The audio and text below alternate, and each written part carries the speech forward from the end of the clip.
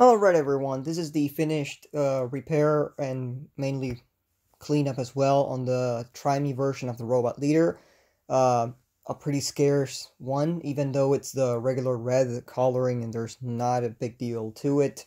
This button makes a large difference. So I'm going to go ahead and pause real quick and show a little bit of the circuitry. The diagram, of course. Unlike other Zodaks that I've had in the past, of course, this one's circuit board has to be constantly connected to the batteries. And of course, this is the second one, or the third one actually. But I believe it's the...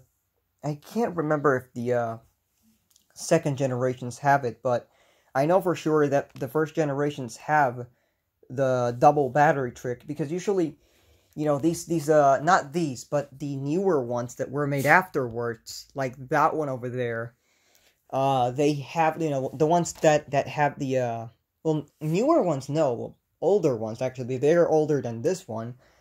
They have the battery trick, but only for the motor. The motor works with 3, circuit board and light, you know, light sound, they work with 4.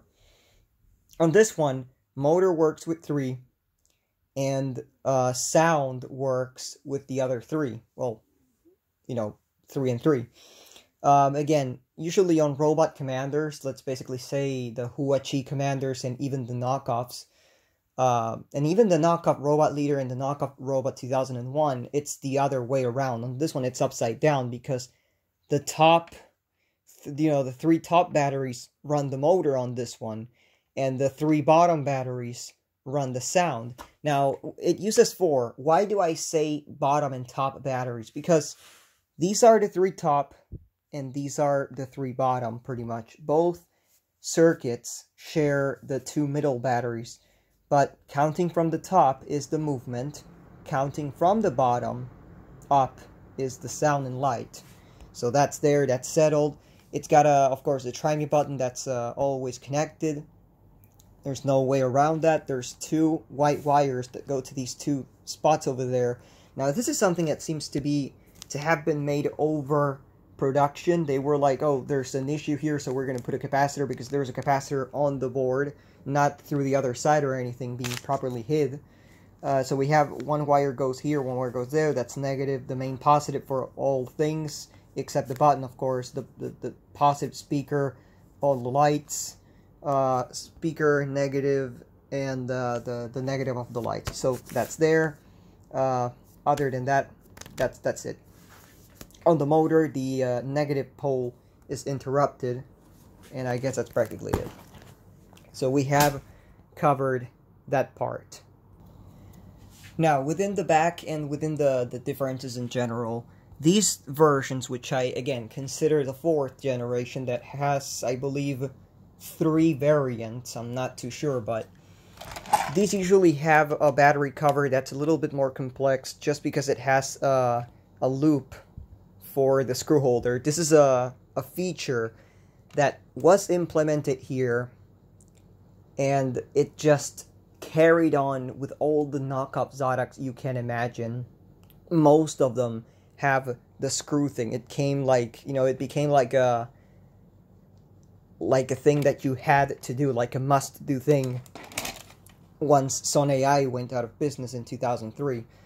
Of course, as I said, this is the very first one to actually have 4 screws instead of 2. Every other Zodak only has these bottom screws that are large. This one has 2 additional ones that are the same size as the ones that they implemented at the sides of the hip. You know, at the corners of the hips. We've got the battery division, we've got the different labeling over there that's very reminiscent to the Robot 2001. Okay, let's keep this in mind. There's no version of the Robot 2001 that doesn't have the loop or anything, so this was made while the Robot 2001 was being made. Either that, the year before, only God knows, but it must have been around there. Now, of course, this is one of the ones that has the 2 lines instead of the 3 lines, and that these things don't look like tumors. In others that I have, these additional screw holders look just like tumors. Why am I saying that? Because they literally look like giant things, giant circles, at each side. On this one, they are at least properly fused. The older ones, the first generation, second generation, and third generation, actually have 3 lines over here. Of course, first generation having no screws on the sides. Second generation having, again, no screws on the sides, the same deal, not even a single change. And the third generation, of course, is where they added the giant things. And the fourth generation is where they had this exact same hip design, so they kept that for good. So, of course, nothing else to say about the arms, nothing else to say. The head, of course, the most definite thing it has is a membrane button, which the board for it is actually off-center. It's supposed to, you know, whenever they designed this, they just put it off-centered. Fun fact, exact same button, exact same board, exact same everything that the Robot 2001 actually has for the Try Me function, so that goes to show. Some actually have a little piece over here that's slightly bigger or slightly smaller. The older ones have it smaller, you know, shorter, and these have it a little longer. Maybe because the this hose would probably crack or something, and you know, you don't want that. The newest ones they made actually had a plastic speaker, and the sound is way distorted. This one, thankfully, has the older sound. So we have that settled. Now with the feet. The feet, of course, have the giant wheel at the back, the big roller. This is the first, either the first or the second robot they implemented it into, because let's remember, Robot 2001. But of course, before, the robot leaders came with a wheel of the same size, but of course, rubbery and with teeth. This one is one of those that has 2 pieces of, you know, 2 plastic pieces that go inside the rubber cover that pretty much touches the floor. And it's all in a shaft. There's a bigger slot that's there. And I suppose that's practically it within the differences. I don't think there's any more relevant differences besides circuitry and so, you know, and other stuff. Right, so now we go with the functional part of the robot. Of course, as you people saw in the video, the robot's not going to shut up until I am completely, you know, until it's done with the cycle, with the sound cycle. Again, all Zodaks have 4 sound cycles. 2 that say my name is Zodak, and 2 that say drop your weapon. 2 of them have the same exact shooting, one of course being my name is Zodak and one being drop your weapon, and then there's a my name is Zodak that's like the final one in my, and then there's the drop your weapon that I believe is the 3rd one as well.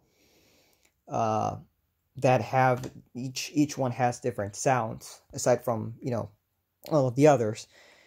And other than that, of course, there's a few things that I've noticed about it, and this is why I believe they use the same kind of circuitry as a Robot 2001.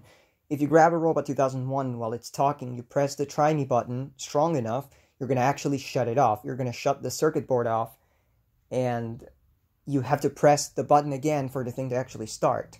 Now, every time it starts, and we were talking about, I believe, the 2nd generation, where it always begins with steps, and that's like the main thing it begins with.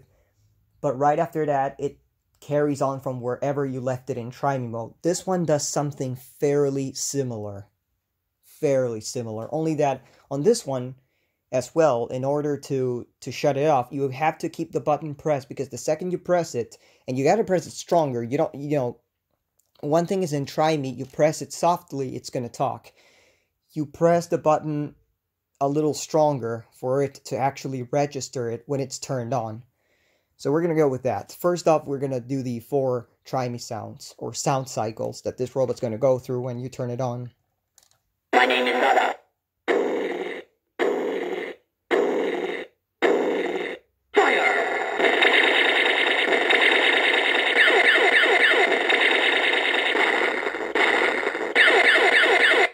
That's number 1.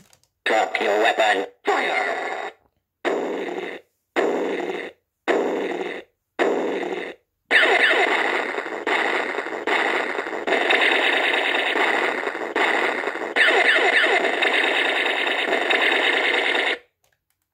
My name is Nada.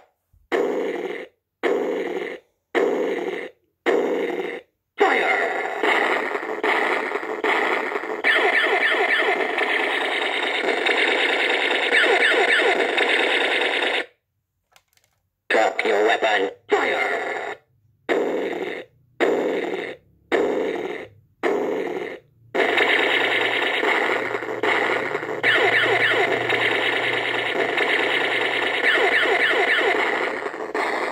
Now, when you turn it on, it's going to begin by saying, of course, my name is Zadak and everything, and it's going to begin by the initial first sound. And then it's either gonna shuffle in another one, because it usually does the first my name is Zadak, and then it says my name is Zadak again. But we're going to see what happens this time. If it's properly set right now, I have it set where it's going to start from my name is Zadak, and it's going to make the same exact sounds twice. So we're going to see if that works out. My name is Zadak.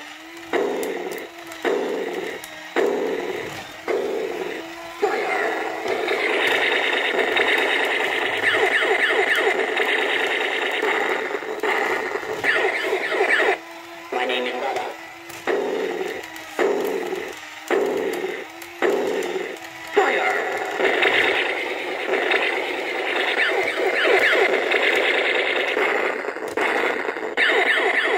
As you were able to see, it always begins by this sound. But whatever sound you leave it at the try me mode, it's going to continue from that one, even if that's the same as the first one.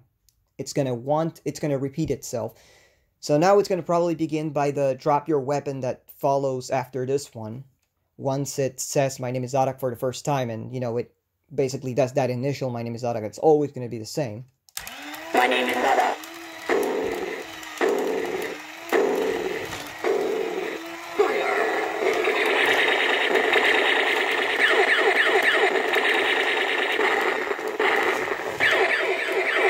Drop your weapon. Fire!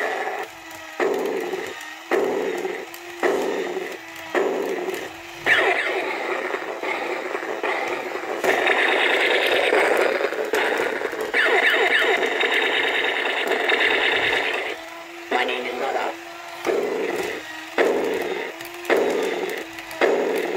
Fire!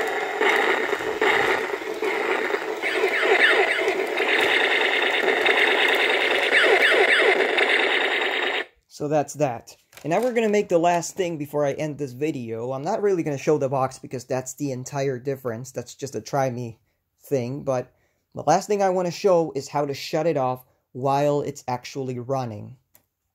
You're going to have it to hold, because the second you press this button, it's going to change again to what should be the next sound. The next cycle. Should I say? Why I keep, tripping with what I say. But we're going to basically do it. My name is Zadak. Drop your weapon. Fire!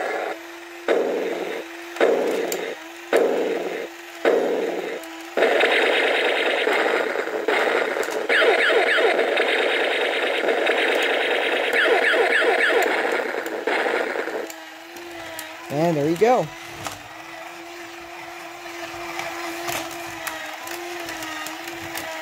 My name is Zadak. Fire!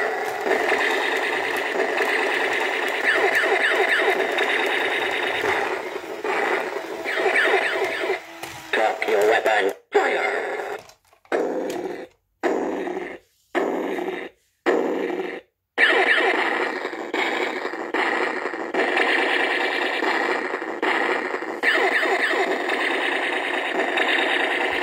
So, as I was able to prove, this one uses the same exact programming and the same exact EEPROM as what would be a Robot 2001, because of the way it acts whenever it reacts to, you turning it on, or you pressing the button, or you even keeping the button pressed, so it actually completely quits.